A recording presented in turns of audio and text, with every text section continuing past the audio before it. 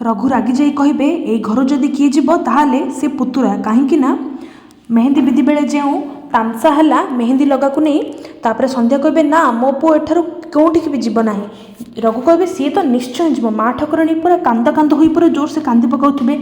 ए सबू तामसा देखी जीवन मध्य माँ ठाकुराणी को संभाळिबा को चेष्टा करुथिबे। से कहिबे जे ना जीविनी तापर रघु रागी जाई बंदूक उठेबे जे ये निश्चय जीव। रघु को देखी राणा मध्य उठेबे बंदूक देखिबा तू ताकू केमिति मारिबू। ये सब देखी ज्योति पूरा आश्चर्य हो जाती है कौन होउची परिवार लोक निज निज भितर कहीं झगड़ा करुछंती।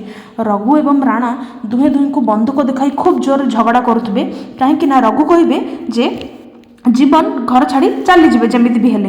ए सबू देखिला परे जीवन पूरा व्यस्त होई कहिबे जे मु निष्पत्ति नहीं जाइछि मु ए घर छाड़ी चली जिबी बास आउ केही भी झगड़ा करबा दरकार नहीं मो पई। एहा सुनी समस्त मुंडरे वज्र पड़ला भली लागिबो। स्पेशली ज्योति माँ ठाकुराणी एवं संध्या देवी समस्ते जीवन को निज जीवन ठू मध्य अधिक भल पाती। तेबे दर्शक बंधु आपन को कौन लगुछि यही समय रे पूर्वी कौन निज प्लान रे सक्सेसफुल हेबे आ मानसी जो चाहूतिले जे से जीवन को नहीं समस्त दूरे सहर को चल जिबे से भी कौन सक्सेसफुल हेबे ना जीवन कर निज स्त्री ज्योति तांको रक्षा करिवे एवं परिवारटी को जोड़ी करी रखि पारिबे।